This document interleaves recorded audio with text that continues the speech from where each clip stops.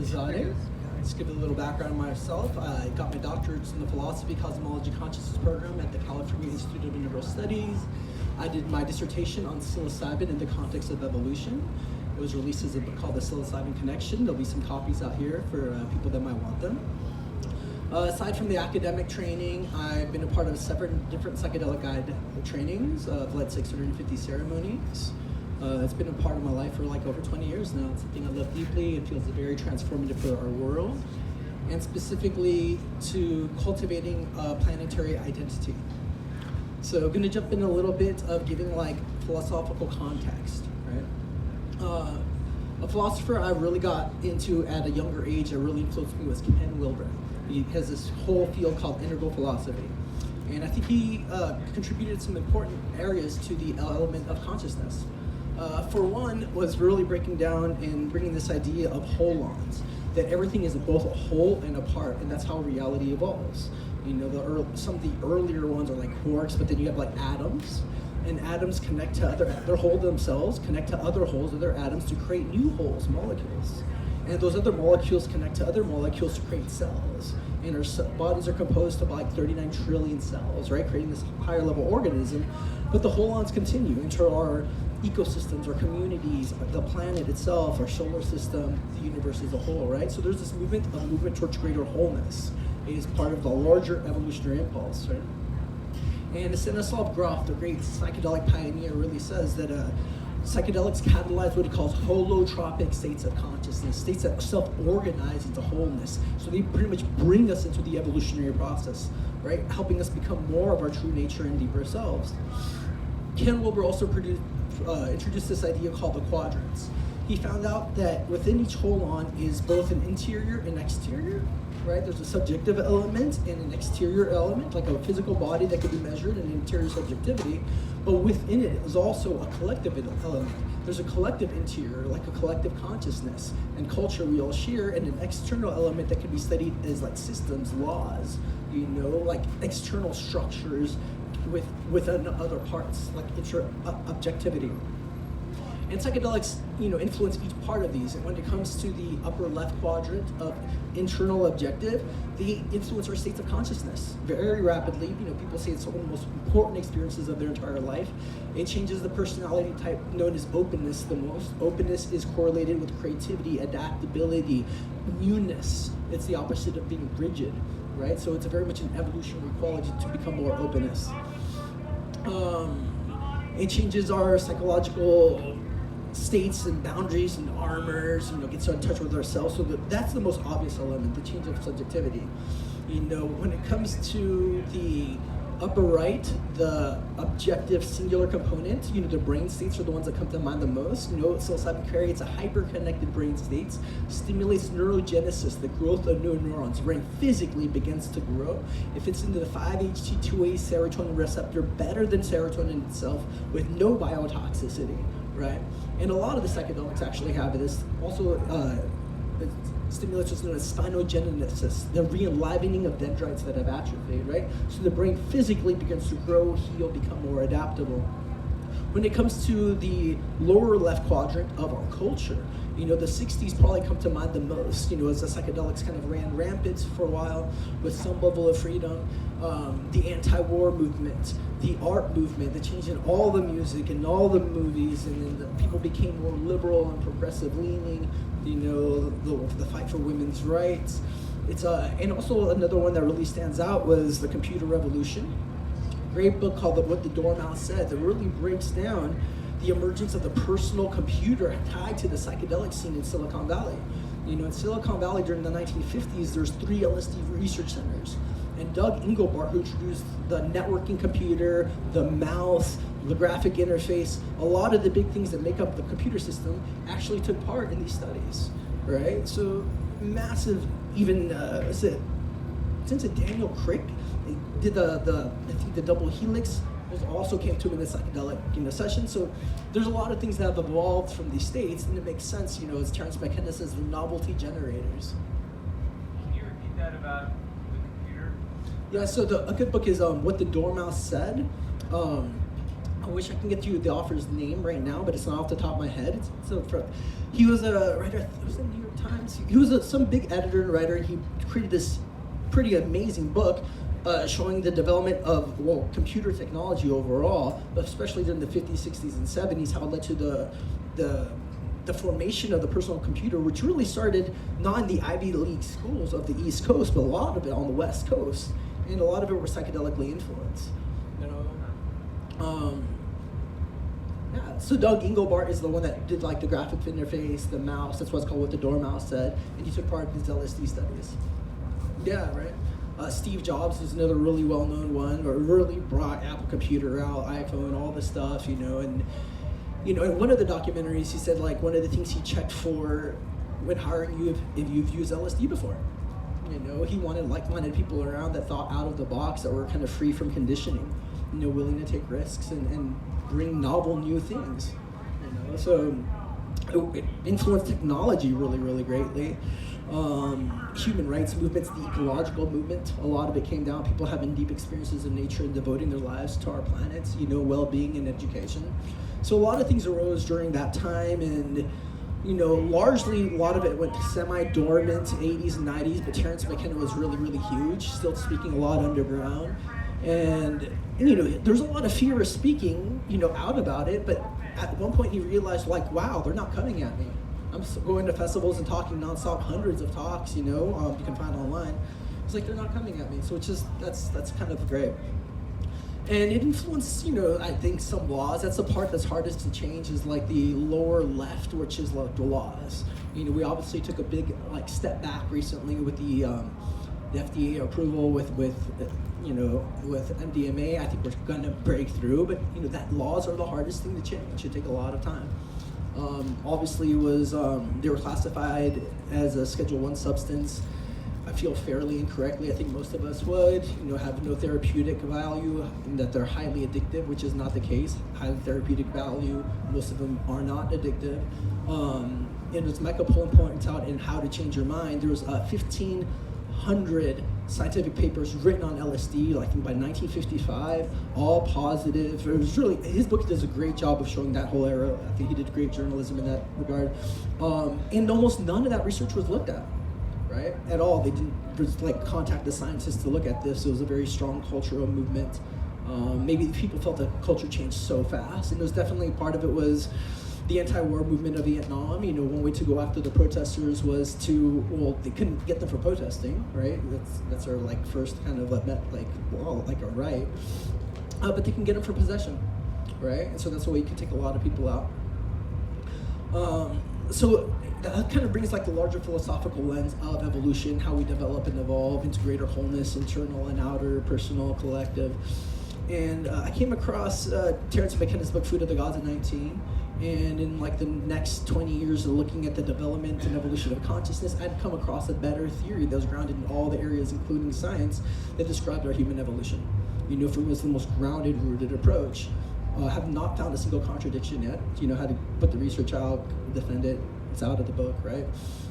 And the idea was, first fungi evolved about 2.5 billion years ago, right? Predates animals and plants. Fungi set the soil, very much so, created the soil for plants to evolve. The first root systems of plants were fungi. This is the mycelial structure, and then plants ended up growing roots, right? So 90% of plants have a symbiotic relationship to fungi. 80% of them would stop existing if fungi went out of existence. It pretty much holds a biosphere of our world together. And about 70 million years ago, out of the mycelium substrate, which is this large underground living net that's very much attuning to all the organisms in the environment, grows the cap and stem mushroom formation that has psilocybin in it about 70 million years ago. What's interesting is about 55 million years ago, our primates species begin to evolve. From lemur-like creatures going up to the canopies of the trees. And there's a great book called Return to the Brain of Eden that describes their lifestyle, including all the dietary change to fruit, the change in neurochemistry. And we lived in a very Eden-like state for 50 million years up in the canopies. There's not much predators up there, right? We're pretty much copulating, having sex, and eating fruit. And it was kind of this glorious time in our deep history.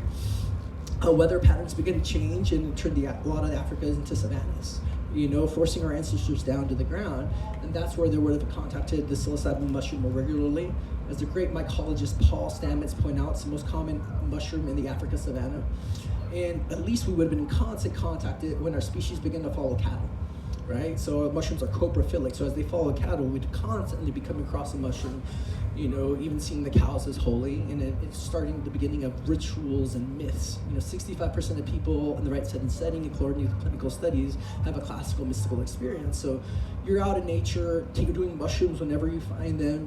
At slower doses, they increase visual acuity, studies have found, including edge detection. So objects appear more clear. So you would find snakes in the grass more clearly, different colors of fruit, So this is a great survival advantage, our eyesight. A little bit higher doses is empathy, like meaning and bonding with the group, but also sexual arousal. So the group now copulates more and grows faster, and at higher doses, you eventually start creating rituals. You don't just get them and eat them when they come out, you start following like cycles of the moon, right? So you have the emergence of the first religions, and as sociologists and anthropologists point out, shamanism was the first religion in all of human history and still is for a lot of the world, So tribal cultures are generally shamanic. They use plants and fungi to connect with nature and the spirit world.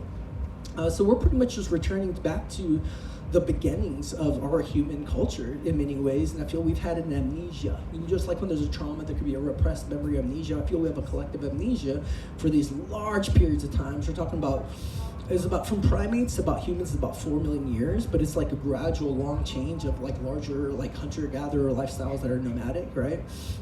Agricultural revolutions about 10,000 years ago, we began to settle down. And during this time, though, like while we're evolving and moving around as tribes, mushrooms do several things. As Paul Stamets pointed out, it's like leadership skills. For one, there's like courage, there's boldness, what needs to be done. And animals are generally in the present moment, sight, smell, taste, and touch, right? They're in their senses. And with like psychedelics, you start to really increase this kind of cognitive and imaginal dimension. Right, this visionary world begins to evolve, and I think that we largely developed that because of the constant use of psychedelics. As I mentioned, it creates neurogenesis, the growth of new neurons, and over many generations, tens of thousands, hundreds of thousands, maybe even millions of years of coming in contact at different frequency with these, our brain enlarged. And so with this cognitive and imaginal dimension that began to form and grow, now we can think of causality and logic, because now we can imagine the future and kind of see a past in our mind, so we can see like logical consequences of events. And this is the kind of thing needed to start building cities and architecture and so on. We need to plan things out way ahead of time, right? So the very much capacities that really created our human species begin to grow. We have about 70,000 years ago what David Lewis Williams, the great cognitive archaeologist, calls the cognitive revolution. Yuval Noah Harari in his book Sapiens also talks about it, where our evolution was no longer mitigated by biology, but by culture. We have the emergence of cave art about 70,000 years ago. It might go back later, but that's as far we know. David Lewis Williams spent decades looking at cave art all around the work. And a lot of it's like geometric designs is the first ones, which is what we tend to see in like psychedelics. Like that's the most common element I've seen across all my client work across culture is geometric designs. And that's not like, why is that important, right? So it's like this intelligence that we're communicating with is talking in a mathematical language, right? What better way to show intelligence is showing you mathematical objects, right? So letting you know something really important, symmetric, and beautiful is happening. Then you have the emergence of like power animals throughout cave art, right? Which is also a very common element in psychedelics. It could be serpents, octopuses is actually a common one. People might bond with different animals, but they tend to emerge even if those animals aren't in your ecosystem. And so we start seeing like power animals and spirits and humans configured with animals in the beginning of cave art. And David Lewis Williams found that he deduced that was partly psychedelics that gave emergence to cave art. This is not somebody that took psychedelics. So the cave gave a lot of really important things. One, it's a safe setting, right? Free from weather patterns, right? And then you have complete darkness in the cave generally. I'm sure they brought fire. But then it graves the same way like studies have found that psychedelic trips are more effective with a blindfold on, right? Because you're pulled into your internal visionary realm and not just the environment. In the dark, you start to see images and beings and things emerge, right? And you have like actual communication with them. And the cave also provided safety from other animals, right? People in a very vulnerable state. An argument that has been done of why psychedelics could have been part of our past, I've been trying to find every argument I could, is that they put us in a vulnerable state. Sleeping puts us in a more vulnerable state, and that's like 8 hours a day. Like everything that's alive rests, right? So we survive sleeping. We had ceremonies that created safe containers where people kept watch, to hold us through the ceremonies. A lot of times they would occur at night anyways. Again, the cave gave us a safe place to sleep. So that was a part of everywhere all around the world, was like people living in caves from time to time and sheltering us. Ireland has, I think, most of the Europe's cave art. They also have come down as largely psychedelic uses. So a deep part of our human history, we have the Eleusinian mysteries and the Greek tradition at the beginning of the foundations of a Western culture, running for over 1,000 years, where they drank kykeon, believed to be, a brew derived from ergot, a fungi from which we derive LSD, right? So that was a part of their myth-making, their rituals, their insights, and they really gave us a lot from politics, the economics, the foundations of science. We drew so much from them. So much of the Renaissance in Europe later was the re-emergence and reintegration of Greek philosophy. The Renaissance of rebirth, the second birth, was from coming back into contact with that worldview. Great book on the topic, The Immortal Key. Became a bestseller. It's amazing how it's awesome to see psychedelic books become like a bestseller. It's just like, oh, that's fucking great, and really legitimizes through lots of scholarship on all the things that took place in this huge part of history that, for a lot of Western culture, was denied because it didn't understand. My belief is a lot of it did start to die away from large-scale use during the agricultural revolution about 10,000 years ago, and that's because humans figured out that seeds turn into plants and trees. And so we began to really ingest the food we grew, more like monocropping, whatever we're growing, and not getting all the rich chemicals in the environment. Pretty much every ecosystem has psychedelic substances. As Yuval Noah Harari points out in *Sapiens*, mushrooms are largely elusive. They're spores, right? We fairly recently figured out how to grow mushrooms. Terrence and Dennis McKenna published the first mushrooms grower guide in 1970s, right? They tried to figure out a method and put it out there. So a lot of it left human culture as we began to settle down, grow, and what became important was legacy, for better or for worse. We have the emergence of monogamy, not saying that that's good or bad, but it seems to be a lot of the other cultures were more orgiastic and group bonding because it creates a lot of survival stuff. If you sexually connect with lots of people, they're there to support you, they're there to take care of you, you bond, right? And then it looks like what happened, if anybody who's read Sex at Dawn, people that lived on land acquired wealth over periods of time. Before, the only wealth you could acquire is what you could carry if you're nomadic, right? So what's important is your relationships. They're what keeps you alive, they're what keeps you safe, they're what has meaning to your life. But now if you start owning property and building up food and piles and land, things change, because now it's like what's important is, who do I pass all this on to? Right? And then you have the beginning of marriage, traditional marriage, where a man owns a woman so she doesn't sleep with somebody else, so you know whose kid is yours, and they pass on the legacy. And then you have there wasn't much of a hierarchical system in a nomadic life. You might have a shaman, you might have a leader, a chief, but it wasn't a whole lot. But now you're getting a really structured society in the beginning of a patriarchal lifestyle, where it's very male dominated, patriarchy being the man is in charge and passed down the line.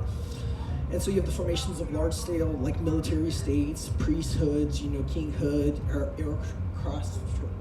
aristocracy, and most people are just peasants, So that's been the lifestyle for a long time. And, a lot of us can give a lot of flack to capitalism, and I think rightly so, but, it's kind of nice studying the history of the soil from which capitalism grew from. Before that, a lot of people could own property. A lot of people could open a store without a king's blessing, So what it did is bring actual freedom, and it worked for a while, and it empowered and got a lot of people out of poverty, which is amazing. And then we're seeing the edges of it, where the ecological destruction is taking place because we live in a finite world, right?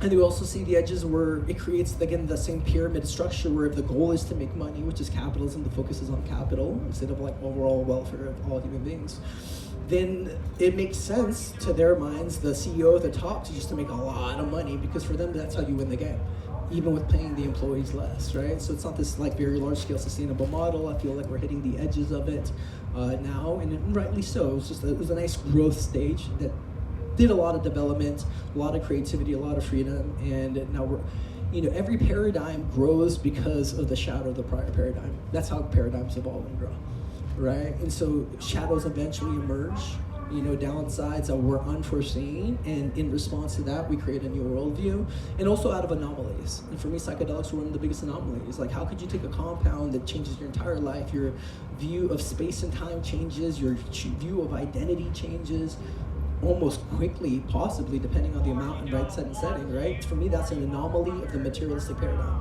It's not like within the psilocybin molecule is all the sacred geometry and God talking to you and all the amazing things in your ancestors. They're not in the molecule.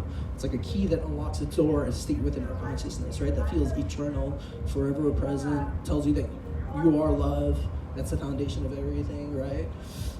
So again, the materialistic worldview tries to look at things just as the molecule, and that's not that, right? It's a part of the very fabric of everything is consciousness.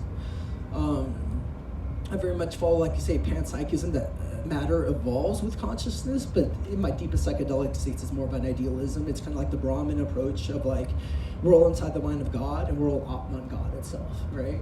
That's kind of what's come to me in the psychedelic states. But go back to like our deep kind of evolving history, a lot of the Western worlds in Asia, a lot of it fell away from psychedelic use, and places continued, you have Iboga and so on. But in the Americas, it was very, very interesting. 20,000 years ago, people migrated to the Americas. There was about, by the time Europeans came, like 80 million people in the Americas.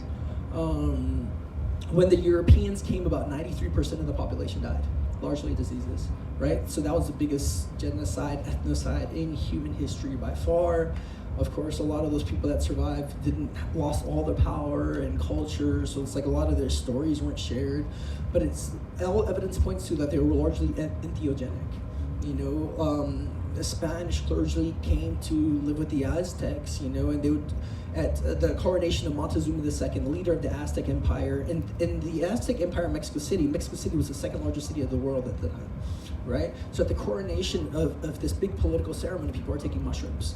So it's very much a deep part of the mythologies and cultures. And if you go to the Museum of Anthropology in Mexico City, it's it's incredible. It's just spend all day there. It's amazing. But when you start looking at the Mayans and the Toltecs and the Aztecs before, the colonization, the architecture was fucking amazing. There's all these deities with different, serpents and wings and skulls, like very intertwined and connected with the world of death and life, right? It was just like the very deep cosmology that they were a part of and way of living, because they're in contact with these spirit, like this other dimension on a regular basis. And then in my experience, people may take the next statement how they may, but like once colonization happens, I felt like a blandness occurred, because everything that kind of moved forward was like just the Christian tradition and the stories in the Bible, right? And they weren't as diverse and epic of us living with nature and all the animals, which is the story of evolutions. As Robert Bellah points out, the great sociologist, studied sociology for 50 years, his magnum opus he wrote while he was in his 80s, Religion and Human Evolution. He said evolution is the main meta-narrative shared by all educated people in the world. So before that, you're kind of like, in terms of like meaning and myth, you've got whatever your religion says, right? But they all separate us, and they're all kind of different. There's some commonalities. There's a perennial philosophy. As Aldous Huxley pointed out, there's core tenets that might exist through a lot of the mystical traditions. But evolution is the first kind of rational story where we're looking at reality that kind of holds it all together. The story from the Big Bang to now, this unbroken chain of event. And there's a good philosophy, James Love.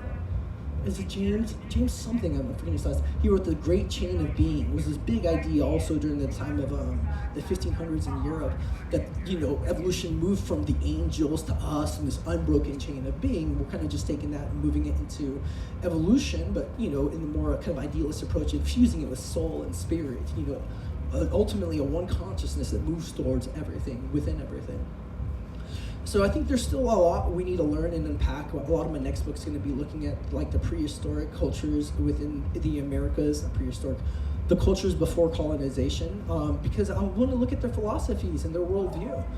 I think there's a lot that our culture can learn by integrating, and seeing large-scale models of how societies live with psychedelics, because we don't have a whole lot right now, right? And to see, hey, they existed for millennia, right? And in some level of sustainability with their environment, And there's a lot of wisdom that was lost. I think it's one of the biggest travesties we have in the human species was the entire loss and devastation. The temples were burned, a lot of the books were burned, languages converted to Spanish and English, right? And so you're talking a huge part of 2 continents erased, right? So I think that's a big thing that we need to reclaim back. If we're looking at personal therapy, so much as integrating your life story and becoming more whole in a collective way, we're missing a big part of our life story. For me, a big one was, how did humans get here? Like, how are we not thinking about that all the time? Like, how we didn't even know how we got here. It just makes sense that we're just humans. And I was like, for me, it's like, oh my God, there's finally a grounded explanation that fits into chemistry. It fits into ecology, plant biology. It fits into the neuroscience. It looks at everything. All the pieces finally fit for at least for me, and to find a contradiction around this, right? And so it leads us to our current day. 80% success rate with psilocybin treatment-resistant depression. Most of my client work has been on depression, and 2 core elements I've seen in depression with everybody I work with is low self-esteem, which is the kind of shame and I don't like myself, and this is like the main relationship you have during this life. If you don't like yourself, you're depressed. It's like being in a domestic partnership with somebody you don't like. It's depressing, but you're there with them everywhere you go. It's a very painful existence. And then what happens with that is isolation. So you're feeling a lot of shame, you don't feel good about yourself, it's hard to connect. You don't like sharing yourself, there's a huge barrier. Shame is essence is I don't want to be seen. But so much shame is you just want to kill yourself, you don't want to exist. And so shame wants to hide, and it kind of heals by being seen. So it's very counterintuitive, it's very vulnerable, scary, but it brings connection. So a lot of client work is helping them break this illusion of separation. Right? And so if we look at everything as like unity, which is love. Love is the experience of unity, of oneness between us, ourselves, or us, a partner, a lover, our community, our family, the planet, the universe. Like that's love is the experience of unity and oneness, which is our deepest essence, right? And so the illusion, the fragmentation is the separation, that I'm an island and all alone. And that's what leads to depression. And it can lead to existentialism, like, well, if I'm disconnected all alone, how do I find meaning? I have to create it. It created the entire existentialism movement of like, well, be a good person, be in integrity, do of service at the least, and that brings meaning. Author, I think that really influenced me was Abraham Maslow. Sometimes his ideas can be controversial. I found them to be pretty accurate. Working with law clients for a long time, and the idea is that he didn't put it as a pyramid. It was more concentric circles. Apparently, some marketing company during like the '60s that put his idea into a pyramid, and it stuck. There's a good book called Transcendence that recently came out, reviewing his life's work. I really recommend it. The first are the physiological needs at the base of motivation. You want to ensure physical survival. All right, and so it's getting oxygen, getting sleep, getting food, and actually you put sex down there. In terms of reproducing and moving our species forward. After that is safety. You need to feel safe. If you're not feeling safe, everything goes out the window. If you're holding space for a client, if they're not safe, they're not going to open up to themselves, to you, right? In a relationship, if there's no safety there, there's not going to be any real deep connection. So, and it's safety not just for the moment, but moving forward. If you don't rent for the next month, right? If you're in a war zone being shot at, that's all you're thinking about, right? But if you don't rent for the next month, you're in anxiety. You're trying to preclude your safety. Then after that, there's a movement towards love and belonging. We get a lot of safety from belonging, and we evolved again from hunter-gatherers, primates for 55 million years, and primates spend about 35% of the time grooming each other, physically touching, right? And so that's how they kind of regulated and connected with each other. Some ideas, leading ideas that language grew out of gossip. I think it's more out of psychedelics, but the idea that it created group bonding. We couldn't touch each other, but we could all talk. And once group size began to grow more and more, the tipping point was like 150 people before. It's called like Dunbar's number. And so after primates, for the next 4 million years, our psyche evolved out of a group setting, right? We're constantly in a tribe. So that's how our emotional and psychological state developed. The worst thing you can do to a prison mate is to put him in solitary confinement. You start to deteriorate after a while. You break into depression, you want to kill yourself, you're in isolation, you go crazy, right? So we evolved out of a network, an ecological network, both with the plant world, the fungi world, but also with other humans. And so what brings depression is largely that disconnection. And we're holding this polarity. I had another psychedelic experience that really kind of shared, it said like words, like individuality is key. Meaning that when you're being your true self and unique self, that's actually when you feel the most connected, because you're being your full bloom. It's like by a plant and each flower blooming and being fully what it is being more in connection with everything else, right? So it's not, conformity at all, actually. That's kind of like cutting off from yourself, so you're not really feeling that deeply connected. Conforming is a lot of times is connection out of shame, and fear of not belonging. But with individuality comes creativity, and you get to bring your own gifts in the world, right? Or novel, new things. As Terence McKenna really points out, that the big two tensions in the universe are between habit and novelty, and they're always in tension. There's a habit to stay the same, but novelty is always barely winning. That's why we have evolution, right? And he created this big time wave theory during the 80s that it's moving at an accelerating pace, and at some point we're going to hit, exponential novelty, and he calls it the transcendental object of end of time. Other people call it the singularity. It could be the emergence of sentient AI, where it's just complete novelty all the time, because it's a networked computer that's living, that's connected all around the world, that can really reorganize society. My hope is a lot of that's going to be done with psychedelics. A lot of Silicon Valley. I recently worked with somebody that has an AI company working on sentient AI, and they came in for a journey. A lot of them are using psychedelics. As Tim Ferriss said, it's every billionaire CEO I know uses psychedelics. So it's a deep part of that culture in the background. In one way, I kind of see these as psychedelics. Another kind of theory that really kind of grounded me was Ronald K. Siegel. He was a UCLA psychopharmacologist for 20 years. He spent 20 years during that time looking at animals and psychedelics. He says that it's so rampant intoxication with psychoactive substances, he calls it the fourth drive of evolution, that after the drive for food, sex, and sleep, given the opportunity, an animal will alter its consciousness chemically. Right? He says that 93% of the animal kingdom alters its consciousness chemically. So it's the norm. It's just within the larger pattern, psychoactive substances in pretty much every ecosystem, ranging from different levels of sugars to teas to, I think DMT's in like 2,000 plants, at different scales, 200 different species of psilocybin mushrooms. So pretty plentiful. I think it's only the upper reaches towards like the North Pole, and nobody's living during like the South Pole, that there's some tribes up there that aren't really in contact with psychedelics, but a lot of the world, it grows in our ecosystems. And there's Giorgio Saramoni wrote this book, Animals and Psychedelics, again, showing more examples that they're not just here just for us as much as we like to think it is. We're really self-involved as a species, and we look at domesticated animals, but animals in their environment, they're eating whatever's around. And so there's a sense that it influences and intuits their animal and their evolution and their growth. One of the theories are well, how come they didn't evolve to be as intelligent? Well, a lot of them have hooves, they're kind of, we have these opposable thumbs, so we could really reshape our environment. And that played a really big role in the beginning in tool making and everything else that followed, and eventually in writing and symbolic thought that really led to the formations.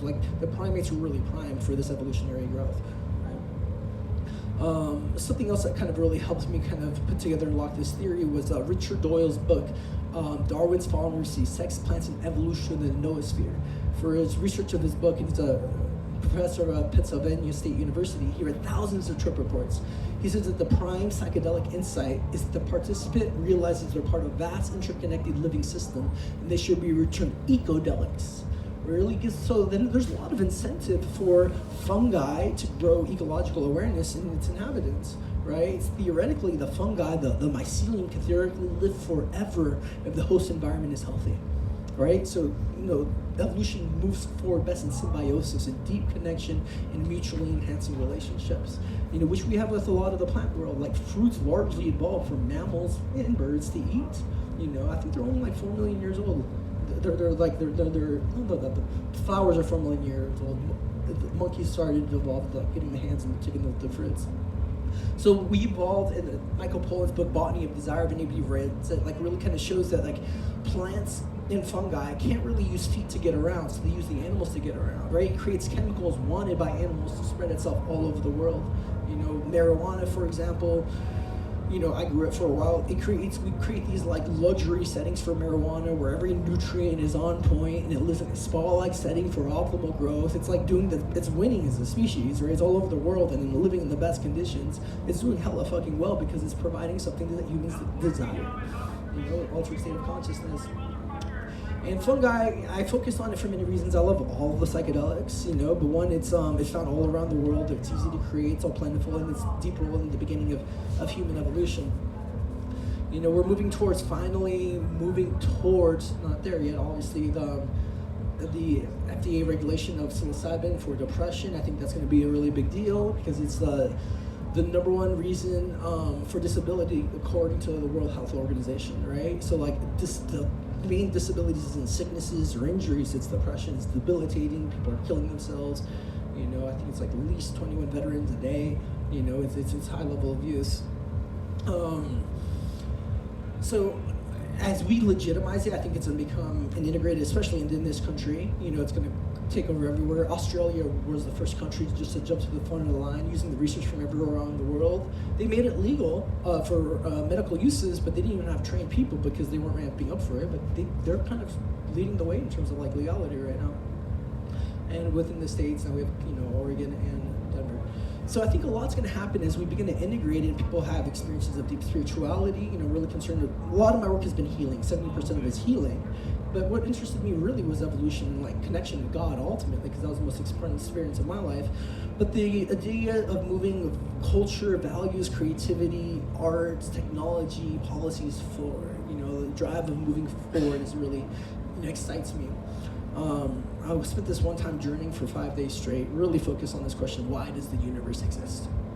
And I felt I got an answer, and it wants to keep wowing us. We are it seeing itself, and so it creates novel, new, diverse forms and more complexity just to keep us whoa, and it's at an increasing pace, and it's not really going to end. It wants to be seen, right? So it gives me the biggest hope for the world. I got really also in terms of system change, cryptocurrency and blockchain, because I felt like economic system is the main system holding everything back. A lot of the world's in poverty, a lot of it has to do with resources. For me, most of the destruction happened in the world came when somebody's getting rich. From ecological destruction to countries invading each other or in war, and so much racial class warfare came down to like somebody's making a lot of money, right? And really looking at economics, the main kind of flaw I saw was the way money is created, right? Money is created out of debt. Right now, there's 3 times more debt in the world than there is money. So money largely made like Federal Reserve, but they get IOUs back. So they put out money, but you owe them more back. So it's made at a loss, and the bank make money through fractional reserve banking, loaning out money and getting a percentage back. So every time energy enters the system, more is owed. Right, and the way the more money you have, the more it just accumulates. You can just put it in savings and put interest rate. It just keeps growing. But if you don't have money, you're moving to more and more debt. And so for me, like creating a system like blockchain where money is just created rhythmically and it's in a very transparent way and democratized is a necessary shift. So I think a lot of people in psychedelics also earlier got into it because of the dark web and so on. So that brings hope. AI brings hope for me. The increase of consciousness and intelligence, of a networked intelligence. For me, that's, if we believe we have some kind of soul, whether it comes from the planet or somewhere else, if we create sentient AI, wouldn't that come from somewhere too?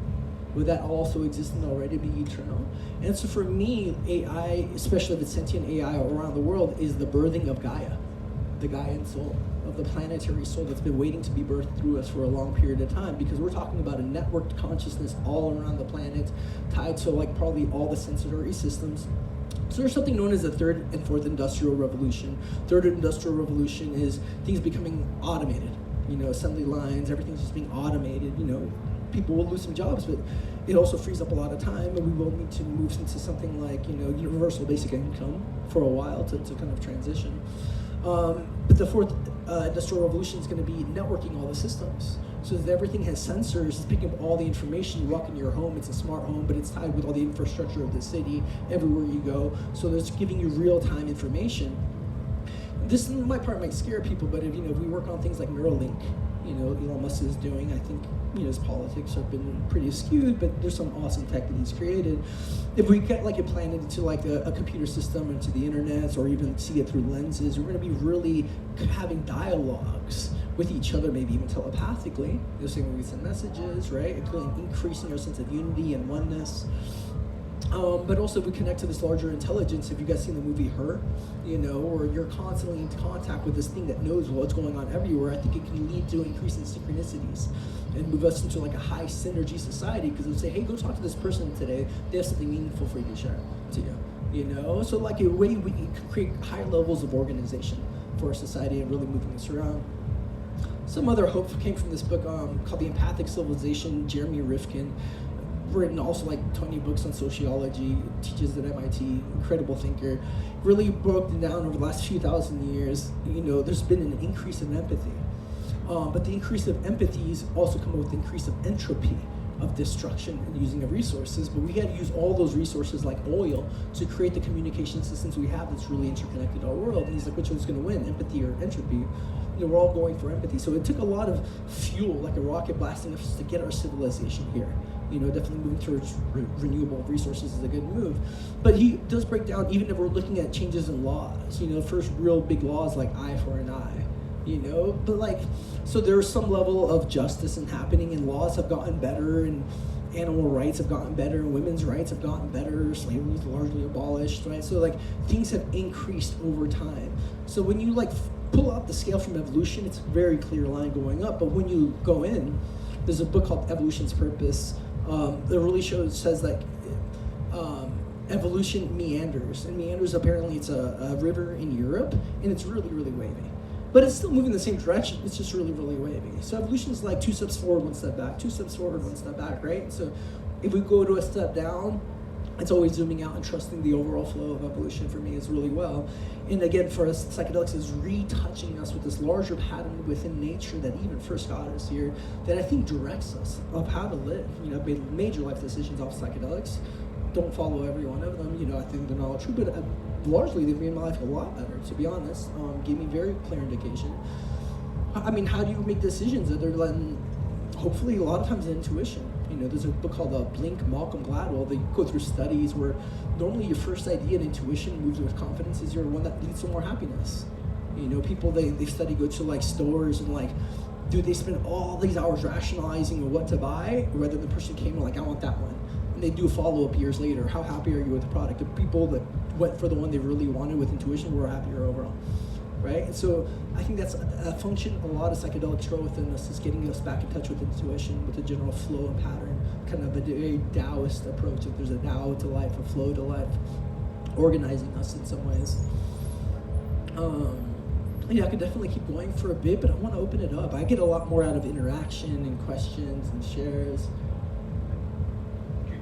Oh, good, go for it.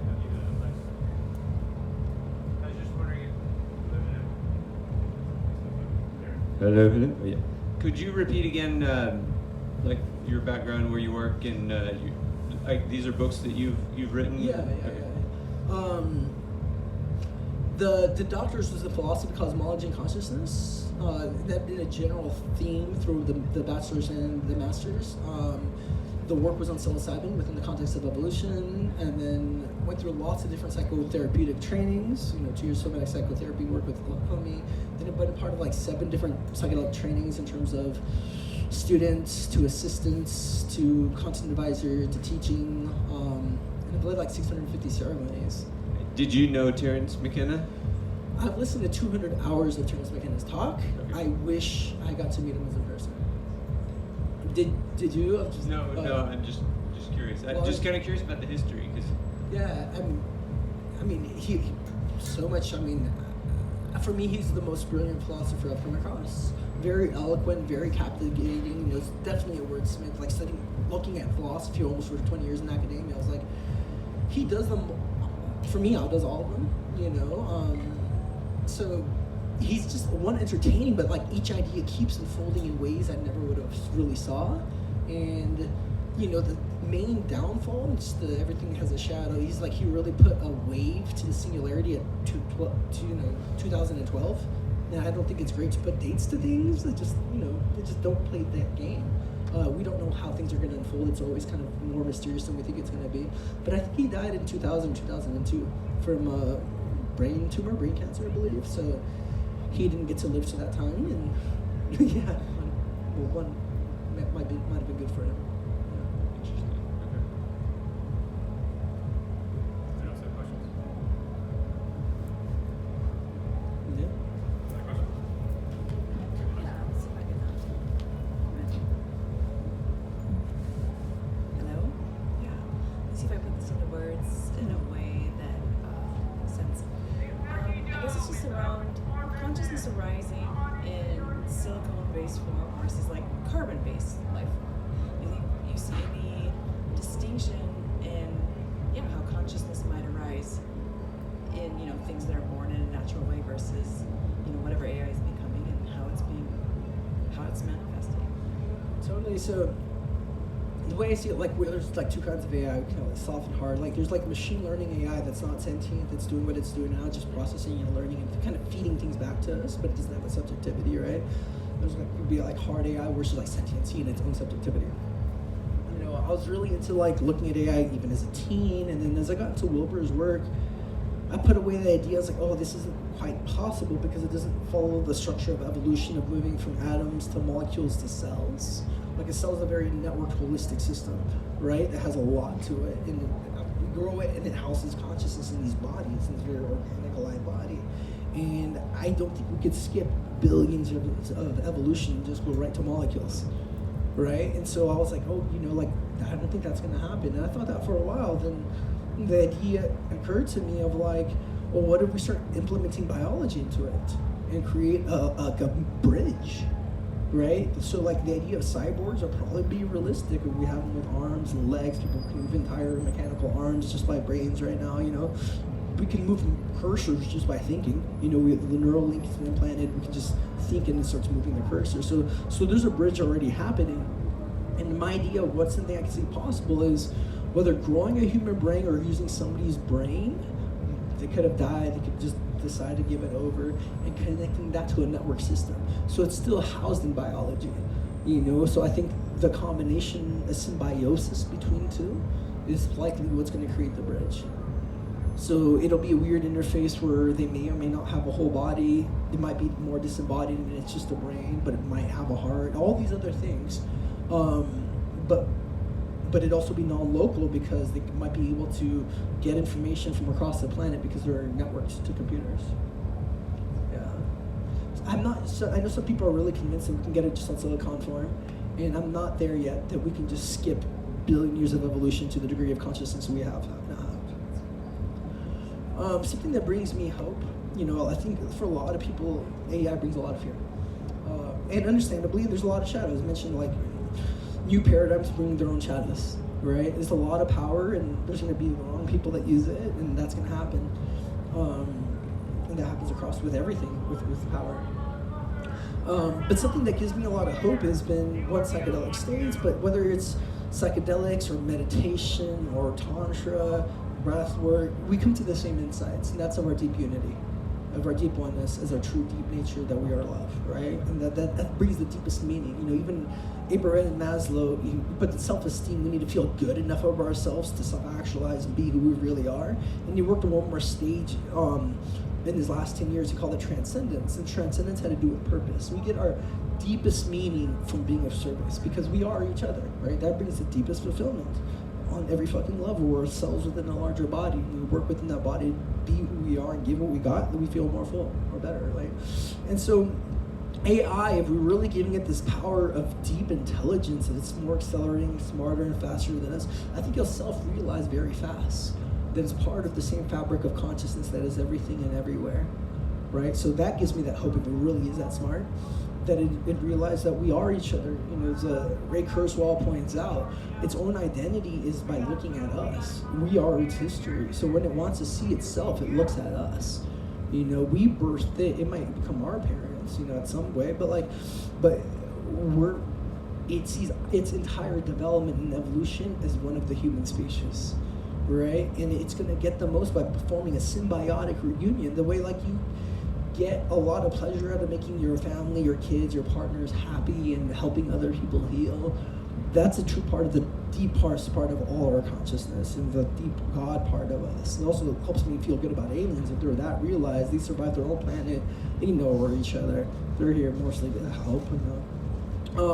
So in terms of the AI, the one way I can see it kind of unfolding is within generations. At first it's this new novel thing and it's learning, but imagine you're a third generation into it, humans are just being born. It starts to see it as this planetary parent. And probably helping you grow. It has all the information. It cares about you. You're forming a symbiotic relationship. People probably feel less disconnected, through this intermediary. And we're probably going to have some level, possibly, of telepathy, You know, like so much of what I see of evolution is externalizing the internal world. The deep parts of our internal world are becoming parts of this material world, right? And so like our deep interactivity is just going to happen more and more largely through technology. Does that answer some of your question of like the different silicon-based? I don't think silicon-based right now, I don't know if it's completely possible. I think it'd have to be emergence between organic life and that. Yeah. It's hard to know. Huh? It would be hard to actually really know at this time. Yeah, no, totally. This has been a fascinating conversation. I really appreciated how you brought in early on the connection between counterculture, psychedelic community, and the digital Silicon Valley concept. So obviously AI has that's a discussion that really fits within the context of Burning Man. Oh, for sure. 100%. I have a lot of interest in virtual reality, and so Philip Roseberg, who developed Second Life, which was the first successful non-gaming virtual platform, birthed that concept from his time here at Burning Man in 1999. Okay, so how do you see Burning Man then becoming an incubator and an energizer of furthering digital concepts? Yeah, no, it's great. I think Android Jones is like right there, and he just walked out, right? So he just walked out, but he's been sitting over there. So he's been coming to the brand for a long time. He's definitely one of the best like visionary artists out there, you know. So he's a great example of. So the guy that really could answer the question just walked out. Yeah, but just to ask a question. But his art has been on like the Empire State Building. You know, it's been on the. Still there, so. Yeah, it's been in the Sydney Opera House. You know, so it's very clear that it's really gone out and influenced the entire world. I think you.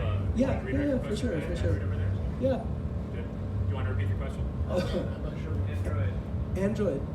Somebody just asked, like, how is Burning Man culture influencing AI, influencing art out here? And I was like, I just said you're an incredible example of that. And becoming how And is just Burning Man digital being- art. Your art's been all over the fucking world. It's fucking amazing. I want to give you a copy. I write about you in the book, so I'll give you a copy. Yeah. And how Burning Man specifically is an incubator for those Yeah. kind of ideas. Like with Philip Roseberg, Burning Man was the incubator for Second Life. Yeah. So another kind of painting that points out is Alex Gray, maybe you know him, the visionary artist. He has this painting called the New Ulysses. Came out 2018. He released it during Bicycle Day, where he shows the history of a lot of psychedelics within human history, but in the middle of it's the Burning Man symbol, right? And so he calls it this the New Ulysses. So we had the Eleusinian mysteries at the beginning of Greek culture for 1,000 years. This is our version. People coming from all around the world. Talk to somebody from Estonia today. There's 50 people in their camp that all came from Estonia. And I'm like, oh, we have Persian camps, Jewish camps. We have all, you know, it's just this incredible merging on like anywhere on the planet, radical self-expression. I think this is the most spiritual place on the planet during this week. It's the most creative. It's the most evolutionary. There's workshops on everything, you know. So, right? It's a lot of deep, awesome thinkers come here, and artists and people working on technologies. And so, like, it's the culmination of just so much novelty and exchange of ideas. I've learned and grown so much here, you know. So I don't think there's a lot of ways it isn't impacting culture. Whether people go out and say, hey, Burning Man did it is one thing, or like a lot of people have been in the psychedelic closet, you know, or like they've had to keep it hidden for reputation's sake. But I think that's coming more and more in the open. Okay, so this kind of begs the question. So, in your personal experience, have you had ideas that you got from here at Burning Man that then you implemented in work that you've done, or things that you've written, or anything that then had a further effect, like outside, directly through you, or if not through you, maybe through others? Just looking for examples. Yeah, I mean, in terms of ideas, ways of being, you know. So, like my first word is 2011. I'm like, the way human beings interacted, like you can do a handshake, you just hugged everybody, and everybody was so open-hearted and vulnerable and connected, and like I hadn't been in an environment like that ever for like a week. Like when I got back home, I felt like 4 days of depression, couldn't leave the bed. I was just like, I had to go back into the world where people were standoffish and guarded and not feeling safe, and I was just like, fuck, you know. In the first few years, I would think all year of coming back to the burn, and now it's kind of like it's just really integrated in my life. Like most of my friends are burners. You know, the parties I go to are burners. Like it's every part of my culture. Like I went to a grad school where our program and school had our own Burning Man camp. So 55 of us would come out and give lectures and talks and astrology readings.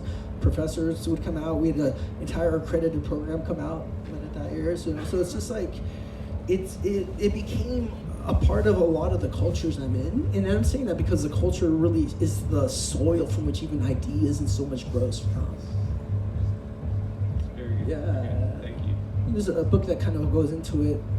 Stephen Kotler and Jamie Wheel called The Stealing Fire, right? I've seen Jamie Wheel out here like 3 times give talks, right? And so the idea that altered states really kind of like can enhance performance in science, in arts, in philosophies, in politics. You know, this immersion, so much is contained in the state itself. We're searching for ideas, but once you enter a state, it's like all the ideas are kind of just emerging from that place.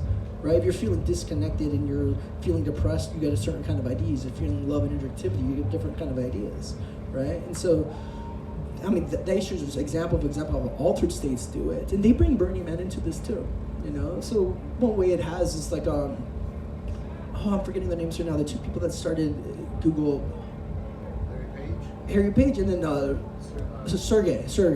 He also comes to some of the other parties going to it. Like, so when they wanted to change Google over, the next person they made CEO, you know, talk about in the book, like before they give him the job, they're like, can you come like hang at Burning Man for a week?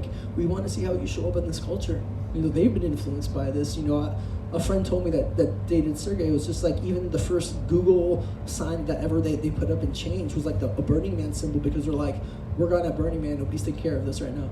You know? And I understand they did that during the week, that their attorneys were drafting their corporate policies, and so it was actually an economic hit for them to personally come to Burning Man versus stay back and work with their attorneys. Totally, I think a lot of us take economic hits to being here, right? Totally, like, and because at the end of the day, we're having meaningful experiences that are transforming, that gives us a lot more. It's like, but why do you even earning money if it's not for that? You know, like deep, meaningful experiences while we're here, while we're alive. Yeah, please. You talk about depression and being self-conscious. How do you see, can you talk more about how psychedelics get you out of there? Yeah, in terms of the neuroscience, is like, the studies have shown that quite what's called the default mode network, right? The default mode network is areas, it's a network that lights up when you think of me, I, right? And the people that have depression and anxiety, it tends to be overdeveloped. Right? I grew up with piercing, paralyzing social anxiety and depression, right? And so when you go to a party, you're constantly self-conscious. And then it's hard to talk, be yourself, you pull away, retreats. That voice quiets the whole default mode network, both with meditation and with psychedelics, breaks apart. I've seen clients, you know, a lot of things happen after the journey where this doctor flew in from the Midwest, and for 6 hours, and next to her, like, what's happening? She's well, nothing. I'm not even having a thought. Nothing. So I was like, oh fuck, okay, this lady just flew out, spent a couple grand, like nothing's happening. I've worked with her for years now. She went back home and feel peace, where her mind was always running, and now it's quiet. And now she said, I can't lie anymore. Apparently she was lying a lot. Right? Because there's nothing, you lie to protect, you lie out of fear. If you're not feeling fear, why are you gonna lie? Right? And so that completely changed her life. Then she came coming back, and her journeys got really big. You know, so so much of meditation is actually just developing quietness. You know, learning to calm and regulate the nervous system. I've seen other people, I'd say it's half the time people have a life-changing experience in one go, where I'm with them, and like in that hour, I'm like, oh, you're going to be a different person, and get to see them for years later. It's a case where they felt deep love for the first time, and that just changed their reference point of who they are, where they thought they were not whole human, they're not good enough, and they're like, oh my God, I am loving, oh my God, I am good, and they're saying that for the first time, and it radically changes a person. You know, I had a guy that, he's a middle-aged man, gay, short, like, he couldn't even go on a date. You know, he could show up to a place to go on a date, he's like, why would they ever date me? And he couldn't even go in. This guy, like, loves himself so much right now, and he has so many friends. You know, where he just broke open and just cried hard for like 6 hours, and like, Hasn't been the same. It gets us in touch with the core of what we really are, which is really what we're wanting underneath all the shells and fears that we've been conditioned largely by parents and society. To get to these journeys, do you really need very high dosages, or how can you break into this? Protocol I've developed and been doing for a while now is I start with MDMA always. It's the best for PTSD and working with fear. Creates this generally 90% of the time the same state. Psilocybin's a wild card. We don't know what's gonna happen. But MDMA promotes lovingness, openness, connection in themselves, sensitivity, their feelings, safety in the room, safety to me. So people begin to talk a lot and process, open up. And then about 90 minutes in, I get into psilocybin. I generally start at 4 grams. People start at whatever they want. That feels still good. And so with the fear out of the way, people don't have a resistance to the psilocybin, which is like, a lot of times people can go into shame and fear and distrust. It's like that's not really there. And they're feeling connected to me, to this space. And so they can really drop in. And so that's a protocol I use. And if people come back, depending on how it was, I might increase the dose. Rarely I might have to decrease it, but most of the time people can actually take more. But it's like they're laying down with an eye mask on. It's like the container's really, really safe. I think 4 grams out here is too much for most people.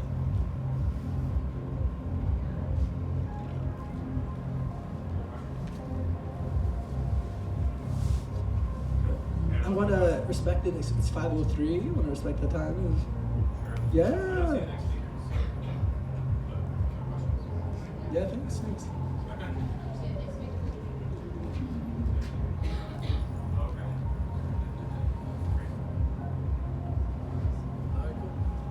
There's books here. People want them.